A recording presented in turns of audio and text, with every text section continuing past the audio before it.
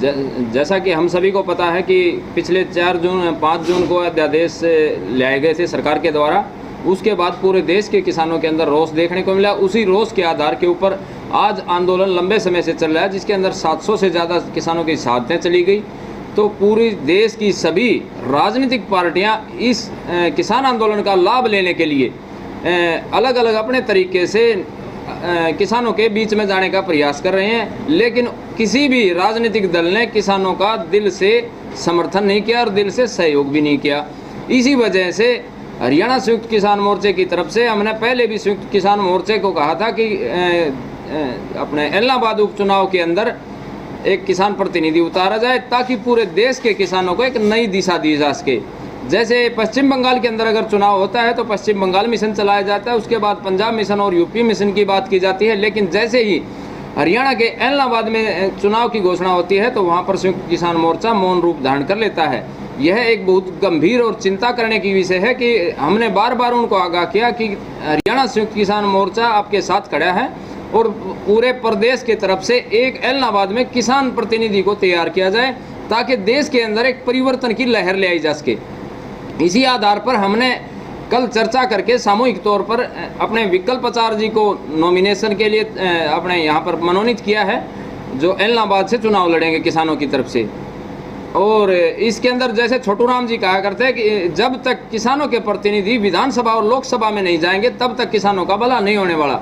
इसी आधार पर, इसी नीति के ऊपर चलते हुए हमने भी इस बात के ऊपर विचार किया, बल्कि हमारी कोई नीति नहीं थी कि हम चुनाव लड़वाएं किसी साथी को। हम चाहते थे कि गुरनाम सिंह चढ़ूनी या संयुक्त किसान मोर्चा किसी बड़े लीडर को यहाँ से जनप्रतिनिधि के लिए यहाँ से नॉमिनेशन करवाए, लेकिन वो इस बारे में कोई भी बड़ा फैसला नहीं ले पाए। इसी कारण हरियाणा संयुक्त किसान मोर्चे की तरफ से फैसला लिया गया है। अगर अब भी संयुक्त किसान मोर्चा अपनी तरफ से पूरे देश के किसानों की तरफ से अगर अलग से कोई वो प्रतिनिधि चुनता है तो हम फिर भी उसका समर्थन करेंगे, सपोर्ट करेंगे।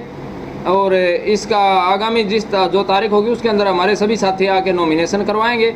नहीं, समर्थन है उन्होंने, उनकी शर्त के ऊपर ही हम समर्थन नहीं कर पा रहे। उन्हें हमारे समर्थन करना चाहिए, क्योंकि उन्होंने एक बात रखी थी जब इस्तीफा देने से पहले, कहा था कि मुझे जनप्रतिनिधि बने रहने का कोई अधिकार नहीं है। जब सरकारें हमारी सुन नहीं रही, किसानों को बुरा हाल है, सड़कों के ऊपर बैठा है, तो अब क्या हमारे कानून वापसी हो गए? क्या किसानों की सभी मांगे पूरी हो गई?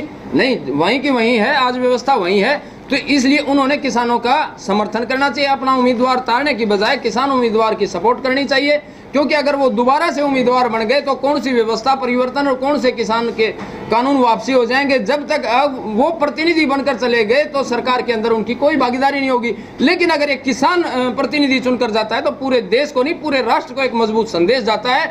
उस संदेश को पहुंचाने के लिए, अभय को आज सत्य कहलाने के लिए, सत्य ही बने रहने के लिए सबसे पहले किसान उम्मीदवार की सपोर्ट करनी चाहिए। अपना उम्मीदवार उतारने की बजाय किसान उम्मीदवार का अगर वो सपोर्ट करेंगे तो पूरे हरियाणा प्रदेश की जनता उनका दिल से समर्थन भी करेगी और आने वाले समय में उनको अपने पूरी तरफ से अपने समर्थन देगी। लेकिन जिस प्रकार से अभी आज दोबारा चुनाव मैदान में कूद रहे हैं, इसके कारण किसानों के अंदर काफी रोष है, क्योंकि उनके बन जाने से न तो सरकार के अंदर कुछ बदलने वाला, न कोई उनके परिवार के ऊपर इससे कुछ आंच आने वाली। अगर किसान एक प्रतिनिधि चुनकर जाता है तो देश और राष्ट्र के अंदर एक बड़ा संदेश जाएगा। सबसे पहले तो हम पूरे देश के किसानों से आगाह करना चाहते हैं कि ये इलाहाबाद उपचुनाव नहीं है, ये किसान धर्म युद्ध है। और इसमें जो भी उम्मीदवार बन के उतरेगा वो किसानों का योद्धा बन के उतरेगा।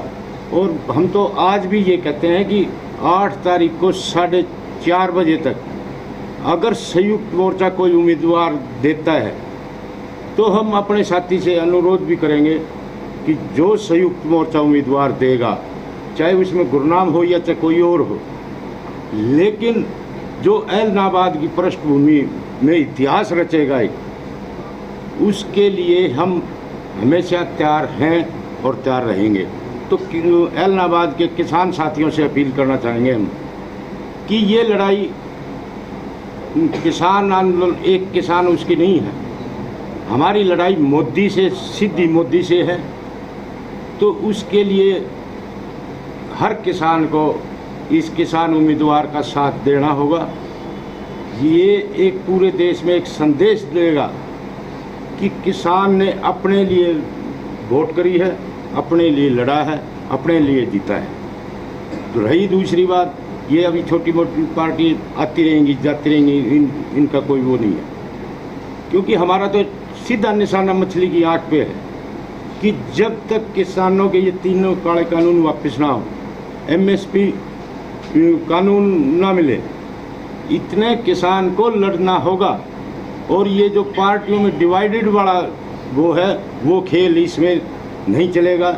ये ऐलनाबाद किसानों का धर्म युद्ध है और इसका योद्धा जो भी होगा वो बिल्कुल मैं तो ये कहता हूँ हर किसान को अपने आप को, हर वोटर को अपने आप को योद्धा मान लेना चाहिए। आज तक ना कोई चौटाला परिवार भला कर सका है, ना हुड्डा परिवार भला कर सका है, ना कोई और कर सका है। किसान को खुद लड़ना होगा और खुद ही जीतना होगा। धन्यवाद। पूरे संयुक्त मोर्चा को हमने फोन के जरिए, और जैसा आपको मालूम है कि लगातार पिछले 10 महीने से मैं लगातार टीक रिपोर्टर में मौजूद रहे, हम सभी साथी संयुक्त मोर्चा के सदस्य भी हैं जनरल बॉडी के, तो हमने ये कहा कि जब आप मिशन पंजाब की बात करते हैं, मिशन यूपी की बात करते हैं, मिशन बंगाल की बात करते हैं, मिशन उत्तराखंड की बात करते हैं, तो जब हरियाणा के अंदर, क्योंकि सबसे ज़्यादा हालात यदि खराब देश के अंदर किसान आंदोलन में हुए, लगभग 40,000 किसानों पर मुकदमे दर्ज हुए, लगातार लाठीचार्ज, लगातार सरकार का विरोध सबसे ज़्यादा यदि किया है तो वो शायद पंजाब से भी ज़्यादा हरियाणा ने किया है। लगातार आप देखते हैं मंत्रियों का घेराव, लगातार किसानों के ऊपर लाठीचार्ज। तो ये जो इबारत की बात करते हैं, कहने और करने में बहुत फ़र्क है। मिशन पंजाब अच्छा लगता है, मिशन उत्तर प्रदेश, मिशन बंगाल के लिए भी हमने संयुक्त किसान मोर्चा पे सवाल उठाए कि ममता दीदी जीत गई, हम लोग भी गए थे वहां समर्थन करने, लेकिन क्या उन्होंने सरकार बनने के बाद 6 महीने किसान आंदोलन के लिए कुछ पॉजिटिव किया? यानी कि राजनीतिक पार्टियां जो भी देश के इतिहास में रही हैं वो सभी एक थाली के हैं, और उनसे हम कभी भी किसान ये नहीं सोच सकता कि वो हमारा भला करेंगे। तो संयुक्त मोर्चा के पूरी तरह से हमने कहा कि आप, हरियाणा का मैटर है, आप फैसला लीजिए, आप फैसला नहीं लेंगे तो हरियाणा संयुक्त मोर्चा पूरी तरह से स्वतंत्र है कि वो अपना उम्मीदवार उतारे।